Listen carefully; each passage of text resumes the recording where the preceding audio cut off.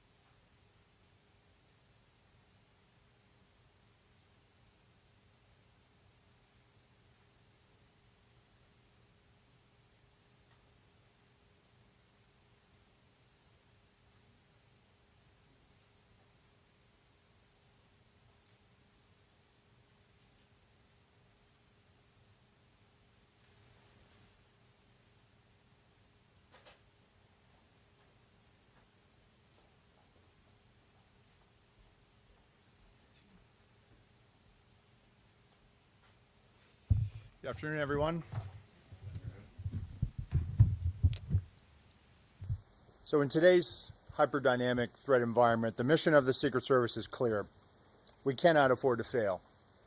After reviewing the planning, event details, and coordination with partner agencies regarding the attempted assassination of former President Donald Trump on July 13th, our mission assurance review is nearing its completion.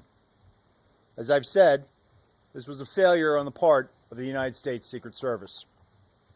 It's important that we hold ourselves accountable for the failures of July 13th, and that we use the lessons learned to make sure that we do not have another failure like this again.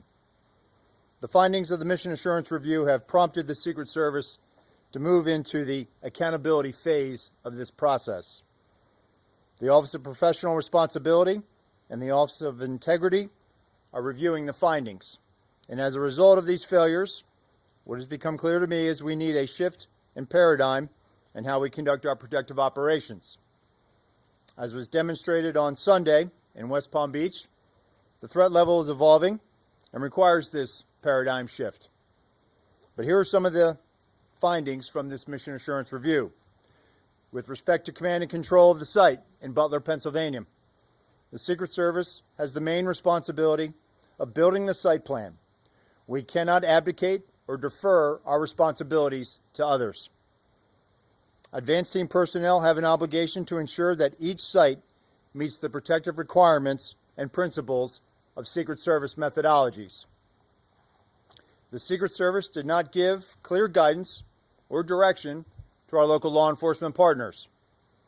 There were communication deficiencies between law enforcement personnel at the site. For example, the Secret Service did not co-locate its security room with local law enforcement. There was an over-reliance on mobile devices, resulting in information being siloed. For example, at approximately 18:10 local time, Secret Service informed personnel that local police were addressing an issue at the 3 o'clock of the outer perimeter. At approximately 18:10 local time, via phone call, the Secret Service security room calls the counter-sniper response agent reporting an individual on the roof of the AGR building. That vital piece of information was not relayed over the Secret Service radio network. At approximately 18:10 and 54 seconds, verified through body camera footage of local law enforcement, officers confront the assailant on the roof of the AGR building. At 18:11:05, by a phone call, a site agent calls the assistant site agent to find out what exactly is going on at the 3 o'clock, and during that call, shots ring out. At 18:11:32, verified through body camera footage, the first series of shots are fired by the assailant. At 18:11:36, again verified through body camera footage, a second series of shots are fired by the assailant. At 18:11:47, through body camera footage, Secret Service counter-snipers neutralized the threat. With respect to diligence, line-of-sight issues were acknowledged, but not properly mitigated. Issues were encountered the day of the visit with respect to line-of-sight concerns, but they were not escalated to supervisors. While some members of the advance team were very diligent, there was complacency on the part of others that led to a breach of security protocols. With respect to accountability, the Mission Assurance Review has identified deficiencies in the advanced planning and its implementation by Secret Service personnel. These employees will be held accountable, and this agency has among the most robust table of penalties in the entirety of the federal government. And these penalties will be administered according to our disciplinary process. But due to federal regulations, I cannot get into personnel matters as they are proceeding. With respect to a paradigm shift, we're at a pivotal moment in the history of the Secret Service and at a pivotal moment in the history of our country. And I've directed that the Secret Service embark on a significant paradigm shift that will redefine how we conduct protective operations. What occurred on Sunday demonstrates that the threat environment in which the Secret Service operates is tremendous and under constant threat. And we've been in this heightened and increasingly dynamic threat environment since July 13th. This reality has necessitated that we significantly increase our protective footprint, and we've already begun to do so following the events of July 13th. This increased operational tempo requires additional resources to not only account for costs being incurred today, but ensure that we have the tools, the technology, and personnel needed to meet these new requirements and execute our mission going forward. The paradigm shift will be a driving force to move the Secret Service from a state of reaction to a state of readiness. And the vision is for the Secret Service to be more agile, with the ability to escalate protection to the highest levels for numerous protectees for undetermined periods of time. But in order to do this, we need additional personnel, technical assets, and equipment for the sustainment of immediate and future needs. Our personnel have been in a state of hypervigilance following July 13th. We are certainly working our people hard, and I've used this term publicly, redlining. This cannot be about working our people harder. So with respect to changes, the workforce, the American public, they can expect changes in our processes for advances. There will be an increased use of technology, not only to assist in communications, but also situational awareness when we're doing our protective mission. There will be organizational changes. For example, I've already directed the creation of an applied research and development section to field new technologies, leverage the research of other government agencies, and calibrate our technical security assets to stay ahead of threat vectors and technical collection impacting Secret Service equities. This will be an iterative process, meaning it will be constantly evaluated, validated, updated, and evolving. We cannot be stagnant. And we must be weaned off the reliance of partners within DHS to assist us during high operational times. The Secret Service should be self-reliant outside of national special security events. However, we recognize that we will always need assistance from our partners within the Department of Homeland Security and our partners at the Department of Defense. And I want to take this moment now also to thank our workforce. I want to conclude by thanking the men and women of the Secret Service who are working tirelessly. This summer we experienced an unprecedented operational tempo for our agency. Within a 45-day period, the Secret Service successfully implemented our operational security planning at 3 national special security events: the NATO Summit, the Republican National Convention, and the Democratic National Convention.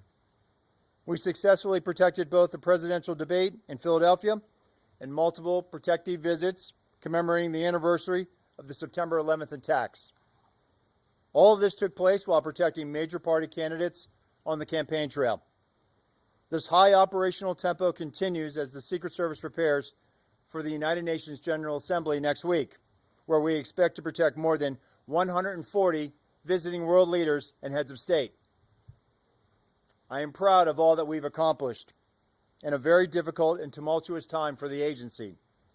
And I recognize and thank the men and women of the Secret Service and their families for continuing to make great sacrifices in support of our enduring mission. And with that, I will take questions. Director, given all of the attention and scrutiny related to these events? Sir, given all the attention and scrutiny related to these events, do you believe your highest level protectees will now need to campaign differently in how they organize their events and in how they live their daily lives, things like trips to golf courses or recreational time? Will they have to live differently in order to be safe? Well, ultimately, Kelly, it's the responsibility of the Secret Service to make sure that we provide a secure environment for our protectees. We want them to make sure that they can live their lives with some type of normalcy, but they must do so with us providing the highest levels of protection, which we have been doing since July 13th. And so it's ultimately our responsibility to make sure that wherever our protectees go, we are creating a safe environment. And that comes back to us being able to use our methodologies to use our redundancies, our systems that we have in place to create those secure environments. Do they need to campaign differently, sir? I, Those are organized or set up, outdoor events, that kind of thing? So since July 13th, we have been securing successfully outdoor events. And what you're seeing is an increased use of assets, increased use of ballistic glass. So we certainly make sure that when they are out there at an outdoor venue, that we are using our protective methodologies to create that safe environment. Hello, Director. Thank you for taking the time. Could you just kind of go into a bit more detail about the conversations you had with Trump campaign staff about the selection of the Butler site? The report says that Secret Service agents saw it as a challenge, and the staff wanted to have the rally there. Did the staff go against your recommendation? Can you speak to exactly what was said and what the outcome was? So, listen, the staff chooses a site, and ultimately it's on the Secret Service to secure it. So when the site was selected, the advance team went about identifying areas of concern. The AGR building was one of those hazards that was identified. But let me just be clear, Maria, ultimately it is the Secret Service's responsibility to secure a site. We certainly have conversations, and it doesn't matter whether it's a campaign staff or a White House staff. We have conversations, and we have very good working relationships with those staffs. But ultimately, it is the Secret Service's responsibility to secure a site.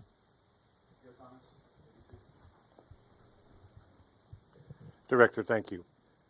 Based on your review and analysis, what is the reason, what's the best explanation for why there was not law enforcement personnel covering the roof, physically on the roof itself, or making sure someone could not get on top of the roof? And the follow-up question would be, how disappointed are you in what you described as deficiencies in diligence? Sure. So ultimately, Pierre, we have to be very direct and clear when we're talking to our state and local counterparts. With respect to Butler, I think what the Mission Assurance Review has identified is that there was that lack of clarity. And I can tell you, since July 13th, when I've been out on the road and I've watched field offices, and I gave guidance upon becoming the acting director to the field. We have to be very clear when we're talking to our state and local partners. We value those relationships with them. We need them to be assisting us and be shoulder to shoulder with us. And it appears that there was that lack of clarity with respect to Butler. And go again with your follow-up here. So there was a lack of clarity that roof should be secure, period, full stop. There was a discussion about how the roof was going to be secured, and I think what it came back to is we should have challenged how that mechanism was being implemented. Meaning, we should have been more direct. We cannot be overly deferential to state and local law enforcement. Ultimately it's our responsibility, and so we just have to be very clear when we're asking them for support. They want to help us, and what we found is that in this, they in the mission assurance interviews, it became apparent that in comparison to prior visits to that area, there was one prior visit in 2020, that there was a lack of assertion with respect to what exactly state and locals would have to require or would be required to support that advance.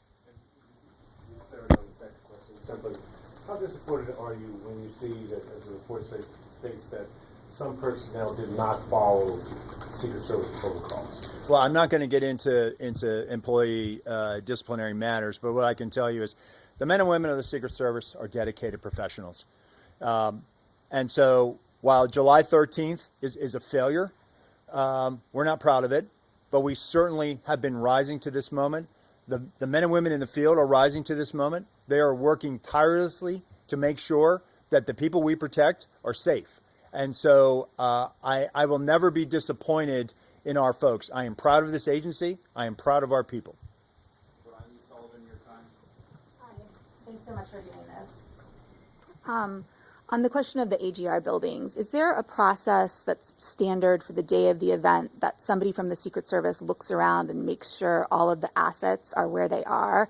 And since the roof of the AGR building was such a glaring omission, why didn't anybody raise that issue at the time? Or secondly, in the security room, look and say, I don't see any local police in here. How are we going to hear them? Right, and I think that was a failure to challenge our assumptions. The assumption that local police were going to have more of a presence in that AGR building.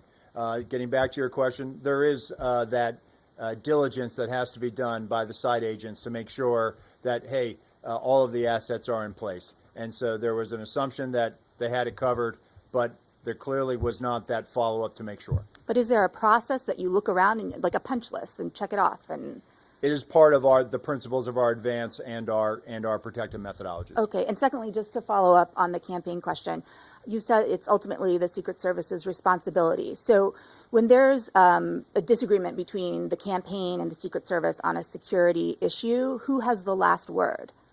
So it's not about disagreement, it's about a negotiation. They certainly don't want any harm to come to their principal, and so they respect us. And so usually what it boils down to is escalating it up to a supervisor and a senior staff level. What I can tell you is that if there were discrepancies, and there were, regarding how the site was supposed to have been secured, how supervisors were briefed, and supervisors reported in their mission assurance interviews that they envisioned harder assets to be able to secure that line of sight, to be able to mitigate anything that might have been looking in or would have created an openness on the site at the Butler Farm Show. And so on the morning of, if there were those deficiencies, they were never escalated up to the supervisors to be able to resolve. David Stein, Fox News. Thank you, sir. I have two questions. They're related. The first is looking forward. The House just voted within the last couple of hours unanimously from those that were present in the chamber to give presidential candidates the exact same Secret Service protection as sitting presidents. My first question is, can you handle that? We've been doing that since July 13th, David. So what is the purpose of the bill? I don't know. You'd have to ask members of Congress that. What I can tell you is that when I say the highest levels of Secret Service protection, the former president is getting tactical assets. He's getting everything that the former president, that the current president has with respect to Secret Service assets. And that was my second question. Can you explain that former President Trump is getting the same protection as President Biden and Vice President Harris? Because a lot of members of Congress on Capitol Hill are skeptical about that. There's a lot of talk saying clearly he didn't have the same protection because if he did, the golf course would have been secure in West Palm Beach. Can you tell people what's going on with that? So with respect to West Palm Beach, what I can tell you without getting into our TTPs, our techniques, our tactics, our procedures, what I can tell you is that on that day there were counter-sniper elements that were present with the former president on the golf course in proximity. There was an entire counter-assault team that was there in proximity. There was also a jump team in proximity. The advance agent who was part of the first element, whose goal was to sweep ahead, did his job. That young man is a very young agent, early in his career. His vigilance, his reaction is exactly how we trained and exactly what we want our personnel to do. He identified a threat, an individual with a long gun, and he made swift decisions and took a swift action to be able to mitigate that. No shot was fired at the former president. The former president was not exposed to where he was on the golf course. And what I've said, and I said this Monday, that the procedures work, the redundancies work, so that high level of protection is working. CBS. Acting Director, thank you very much for doing this. Two questions, just one on West Palm Beach. The busy public road that is adjacent to that sixth hole where the suspect was hiding is a well-known blind spot on that specific golf course. Why did no one within the U.S. Secret Service sweep behind that fence line for threats? They were sweeping ahead, Nicole. So what I just explained is that that lead element was going ahead sweeping. But was there anyone behind the fence where the road was sweeping there to see if anyone was in the bushes? Having been there and seen the vantage point, whether they were on the public side or the private side, the bottom line is the individual was detected. On Butler, you testified before Congress that all assets requested for the Butler rally by Trump's detail were approved. But there are Secret Service assets that may have prevented the tragedy on July 13th, most notably a counter-assault advance team that would have surveyed the site ahead of time or enhanced counter-drone protection that might have prevented the tragedy. Were those specific assets requested by Trump's detail? If they were they denied? And if they weren't, why weren't they requested? So the counter-assault team had an element that was there that had embedded with local law enforcement, so we had tactical elements in place. The counter-assault team leader that day had been in direct contact in the days leading up to July 13th with those tactical elements. But just to be clear, did the Trump detail ask for any additional resources that were denied by the Secret Service? So based on the information I have right now, the asset request, all of those assets that were asked for were approved. And so what we're looking at now is, were there any additional ones that came in through other channels? But what I can tell you, based on the information I have now, the assets were approved.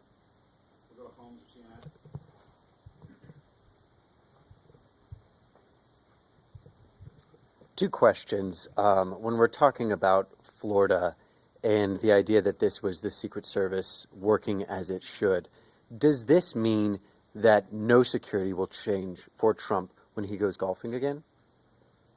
Well, I think what we try to do, Holmes, after every incident, we look at it. What could we have done better? We look at everything.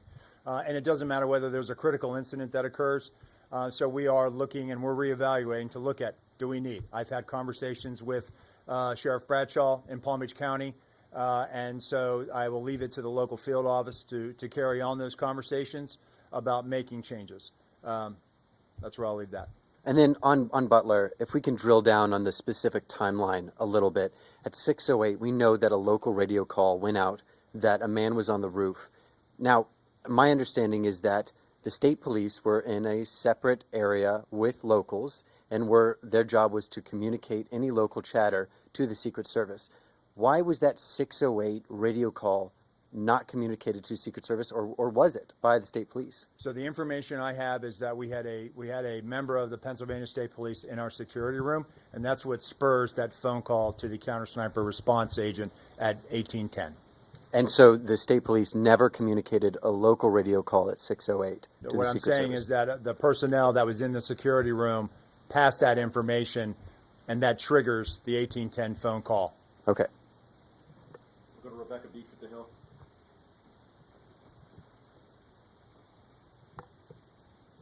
Hi, I know Congress has sounded a little resistant lately in terms of what it might do for funding for the Secret Service. Given the sort of paradigm shift that you've laid out today, I'm curious what you'll be looking for from Congress and sort of what you're seeking from lawmakers to carry that out. We've been briefing, we've been providing information. Right now, I do think that, Congress has questions. We're responding to those questions and providing them information. But at the end of the day, I think everybody wants a strong Secret Service, and that's what I'm working towards. That's what members are working towards, and so we'll continue to have those conversations. We'll go to Claudia with Univision. Hi, thank you so much for doing this. Republicans in Congress, they want the same level of security than the president for the candidates. How realistic is really that? Can you be more specific on that? I know you answered that question, but can a candidate have the same level of security of a sitting president? And also, what changes are we expecting in the security area after, where most of the incidents happened? So how I approach that, Claudia, is this. The way the Secret Service is structured, the President of the United States has the highest level of protection of any world leader, period, the end. The number of assets that the Secret Service provides and the Department of Defense provides is at the highest levels. Those same highest levels with respect to the Secret Service are being provided to the former president's detail. And so when it comes to maintaining this, where we are at right now is we have finite resources. The way we are structured with some of our classified assets, with some of our personnel, and with some of the president, we've now expanded that to include the former president. And so while we can do this, it is certainly We are burning through a lot of assets and resources. And that's the argument that we've been trying to show. This isn't some pie in the sky trying to say, hey, we want this now. We are not capitalizing on a crisis. We are showing the math. We have finite resources, and we are stretching those resources to their maximum right now, which is going to require us to replace these assets. It's going to require us to also adjust, to look at this and evaluate that if we have to do this again, or do it because of some other situation that we have no other control of, we have to be able to sustain that for an indefinite period of time. And so I am hopeful, and I am certainly engaged in these discussions, and I feel like at the end we will get there because we have no other choice. What changes are you going to make outside of the secure area? That zone where everything happens? The outer perimeter. So Yeah. I think that's where we have to be very direct and clear with our state and local partners as to what we're asking of them.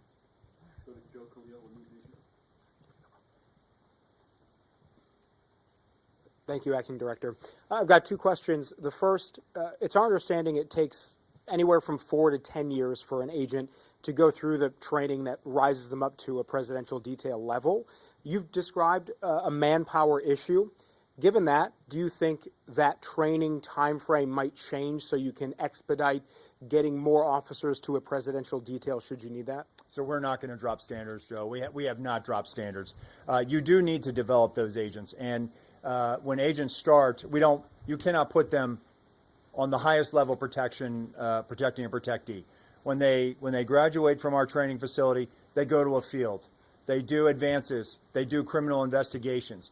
The importance of having that what we call phase one, that's where those agents that are doing federal investigations, that are interfacing with local law enforcement, those are skills that they learn, analytic skills, how to conduct a federal investigation, how to interact with a U.S. attorney, how to interact with a state or local agency. And all the while they're doing that, they're also popping in and out doing protection, whether they're doing it in New York City for a United Nations General Assembly, or they're doing in advance for a visiting head of state or world leader that comes into their field office district. That's where they cultivate and sharpen those skills, and it will take them up until probably 4 years. Ideally, that sweet spot is between the 4th and 5th year where we send them off to a permanent detail. That's where we are getting to as far as the career path. And so it's critically important that we make sure that we still develop people. It is being on the Presidential Protective Division or the Vice Presidential Detail. It is a very, very high pressure situation. It requires a lot of maturity. It requires decision making, analytic skills, and the ability to problem solve. And it takes time to develop those skills, even though we've put you through training. The more seasoning you have in the field, the better off you're going to be as far as being a protection agent. So then how do you address the manpower issue quickly?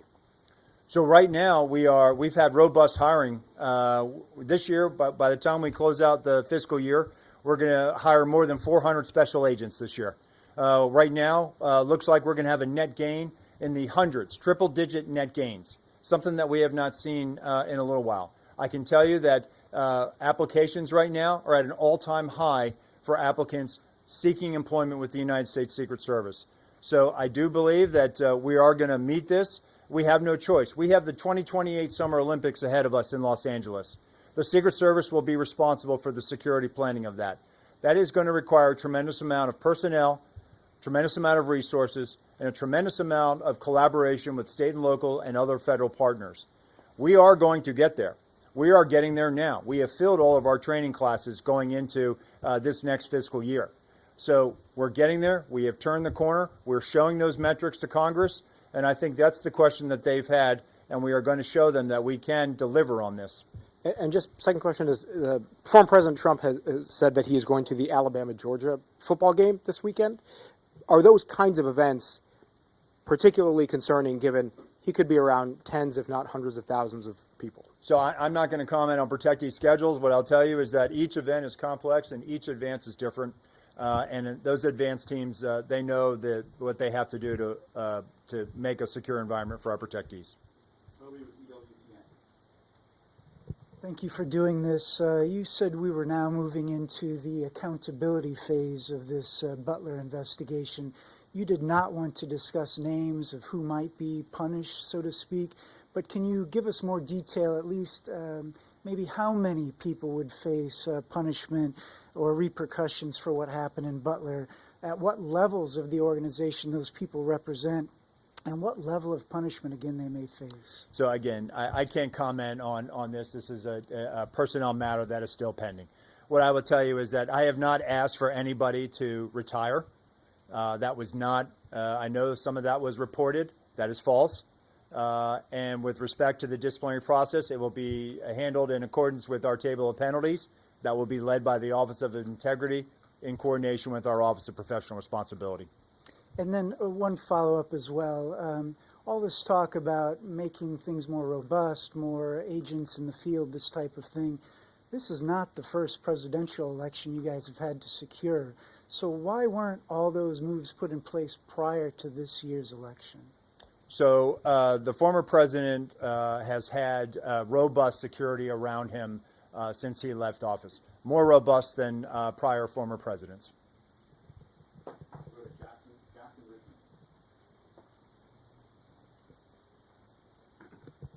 Thank you, Acting Director Rowe. Jackson Richmond, Epoch Times. Has security been adjusted or increased following the Florida attempted assassination attempt? After all, according to Congressman Matt Gaetz, a DHS official has warned that there are 5 assassination teams targeting former President Trump. The official warned that there isn't enough protection to deal with that level of threat. Are you aware of this assessment, and what is the Secret Service doing to respond? So I will tell you, as I mentioned earlier, we, of course, are evaluating coming out of West Palm Beach, and we're having those conversations with state and locals. I'm not going to talk about unnamed sourcing or the report you mentioned. I'm not familiar with that. And local law enforcement doesn't have the same training that Secret Service agents do. Will the Secret Service be training local law enforcement ahead of events as to prevent another Butler?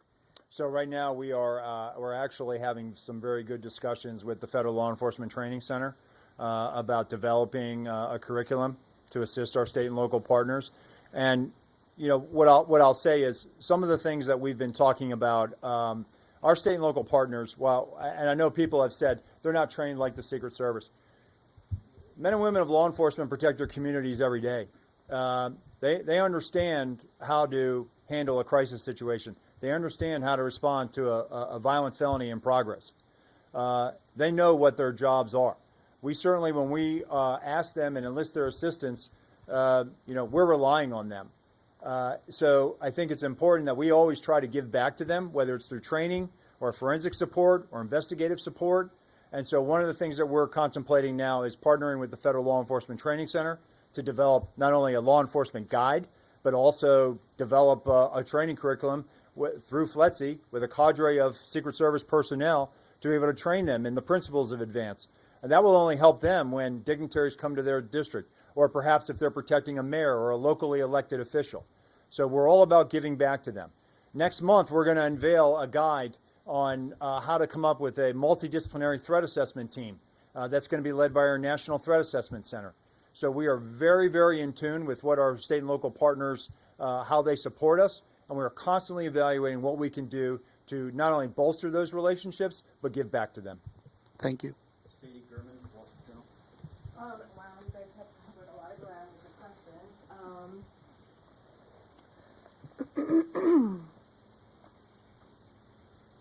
I guess I would just ask, guys, I don't know. You guys have really covered it. I'm sorry. I'm gonna give my question to someone else. You only get one. Rebecca with the Associated Press.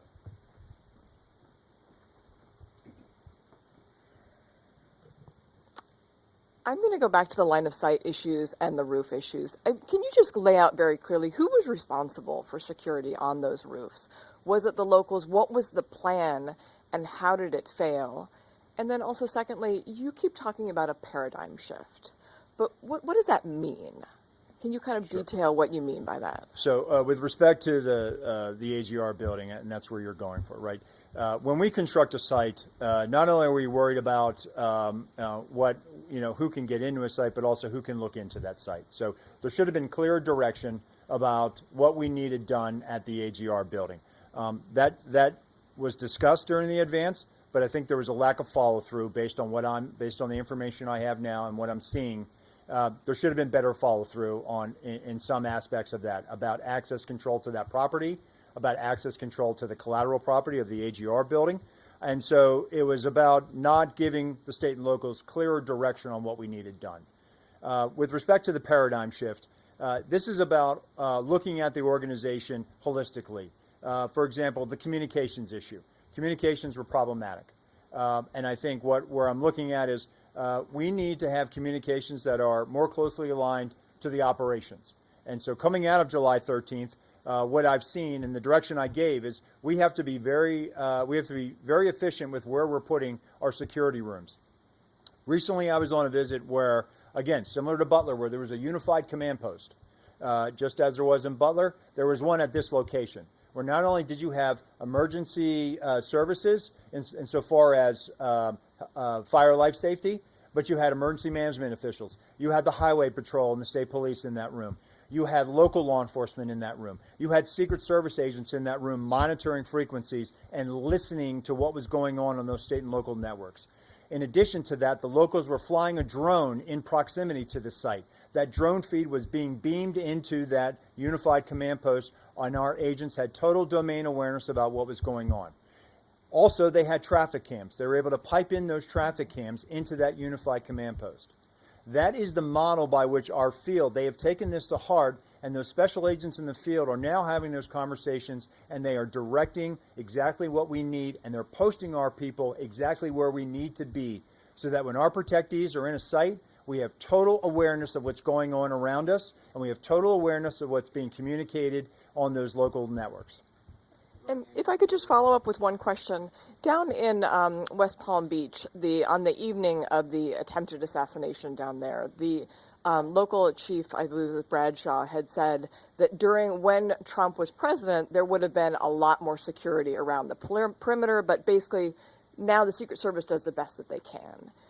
But you've said that he has got the highest levels of security now. I mean, can you compare and contrast, like, is it the same now as he would have been getting while he was sitting president? So what I'll say is the former president has the highest levels of Secret Service protection, and I think the sheriff actually went back and clarified his statement, so I would point you to that. I believe he did that on Monday. Thank you, Director. Wanted to ask about Sunday's incident as well. Is it your view, I know you've talked about the procedures working as intended, is it your view that there wasn't any type of security lapse that allowed that armed individual to get within a few hundred yards of the former president? Well, I can tell you is we're looking at it from an after-action report, looking at reviewing that. But what I think it goes to show is that that's why we have tripwires. That's why we have systems out there. That's why we have redundancies built into our protective model. And that's what was demonstrated on Sunday. And in terms of the report, I mean, what specifically will be different on the ground now? For instance, are you mandating that command posts have both Secret Service and local law enforcement in them? Will law enforcement have to communicate on the same frequencies? Are there any sort of practical changes that you've made that are in effect, based on the report? Yeah, so security room location, right, being where local law enforcement is, right? The broad use of technical security assets, ballistic glass, leveraging partnerships with the Department of Defense to be able to move materials, move personnel across the country in support of a nominee.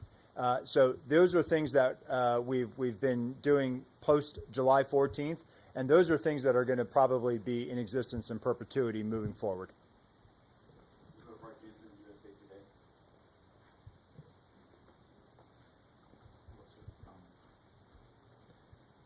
I had also had a question about Florida. Can you say whether there's any indication that this suspect might have surveilled golf courses any time before Sunday, or what led him to choose that day to be there for maybe 12 hours? So it's an active investigation, so I would refer you to the FBI for that. And can you say anything more about golf courses are sprawling open places? Anything that would be publicly visible that you could say, here is how we are beefing up protection when a protectee is on a golf course? So again, what I've said, and I'll continue to do this, and I have to be very mindful of our techniques, our tactics, and our procedures.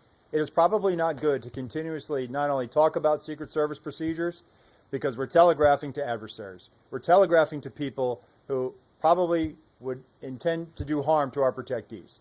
But what I will tell you is that our model, our protective model, consists of multiple layers and redundancies. The outer, the middle, the inner, those are the layers. And then we have redundancies built into that. And so with respect to golf courses or any open venue, we apply those methodologies. Ellen Gilmer with Bloomberg will be next. Thanks, Acting Director. With regard to your conversations on Capitol Hill, can you talk about, for resources, do you need to have a specific dollar amount included in an upcoming CR to make things work, or would the anomaly language that the administration had previously requested, is that something you can live with? I'm not going to get into specifics because we're having those conversations, and out of respect for the confidentiality of those discussions, I'm not going to disclose a number. What I'll tell you is that we've made several presentations. We're working at the staff level, and we're having those conversations, and they are ongoing. And related to that, you mentioned earlier you want the Secret Service to wean itself from relying on other components of DHS in its protective mission. Is that contingent on getting those additional resources, either right now or at some point in the appropriations process? Well, I don't want to rule out that we'll never have to enlist the assistance of others through requests for assistance, and we do those memorandums, and we did that back for several presidential campaign cycles. But I think the importance here is we have to be able to at a moment's notice surge people to where they need to go, and if we're going to be having to mitigate, and that's what we do. We're in the risk mitigation business. We are not in the risk elimination business.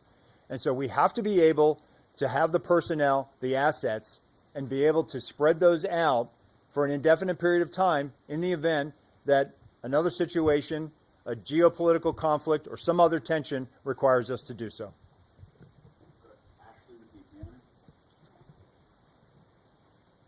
Thank you. You've addressed the golf course incident in great detail, but I just want to ask, are you fully satisfied with the way the Secret Service managed the Florida incident on the golf course, or would you change anything? Can you answer the question that way? I'd say based on the information I have right now, I say that situation was managed according to our training.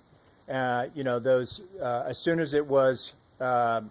as our agent discovered the individual, took swift action. And took steps to neutralize that threat. Immediately upon doing so, he communicated over the radio. There was a communication of shots fired, which immediately, not only did our personnel assigned to the close protection of the president, of the former president, hear the shots, they immediately went into action. The counter-assault team went into action.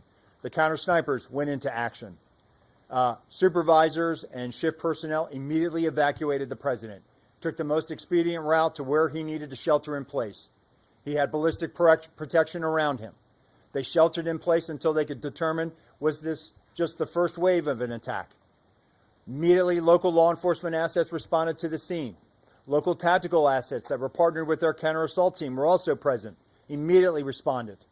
And so that barrier, those layers of protection, those redundancies, the redundancy was the agent that first discovered, followed by another set of agents that also set up that middle perimeter around the shift that was evacuating.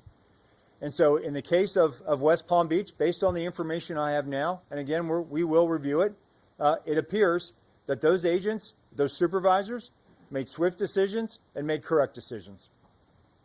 Liz Landers with Scripps.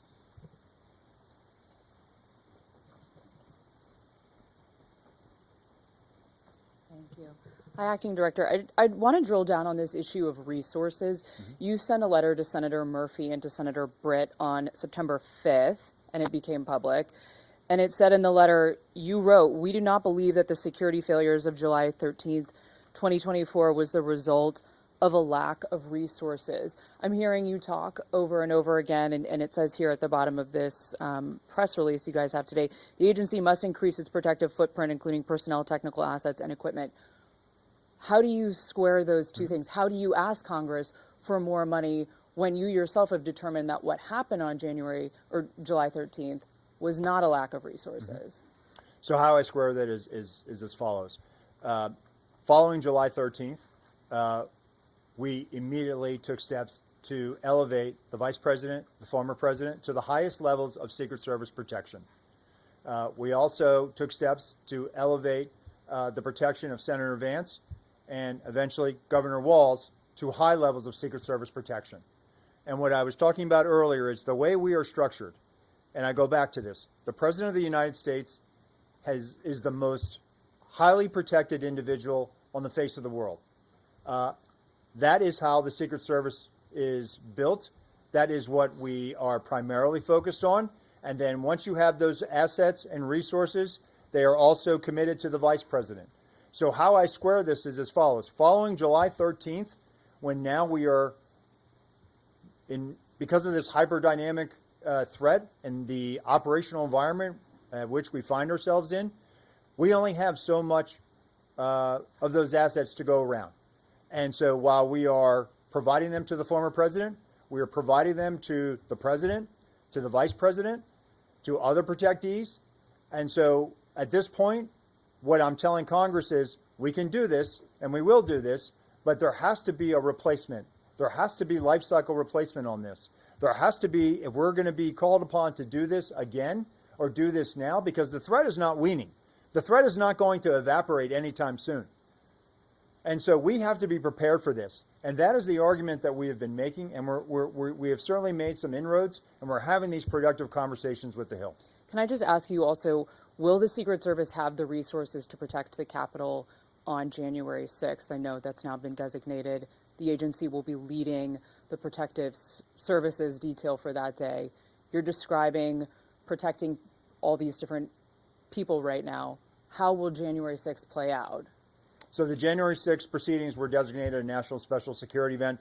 We are the lead security planner for that. But again, we have great partnerships with all the law enforcement agencies in Washington, D.C., and most notably the U.S. Capitol Police, which are our partners when we do the State of the Union or when we do any event at the Capitol that rises to a national special security event, like the State of the Union or state funeral. So you feel confident you will have the personnel, technical assets, and equipment you need for that day? We will have what we need. Director, last question is going to go to the floor. Blue card.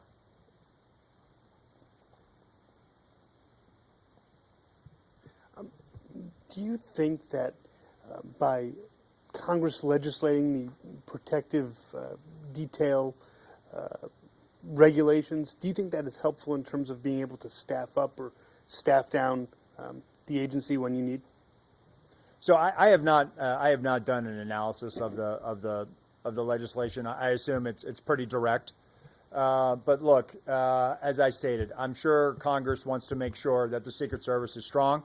I don't know the intentions behind this piece of legislation, but what I'll just point back to, coming out of Butler, coming out of July 13th, we've been providing the highest levels of Secret Service protection to the former president. Thank you. All right, thank you, everyone.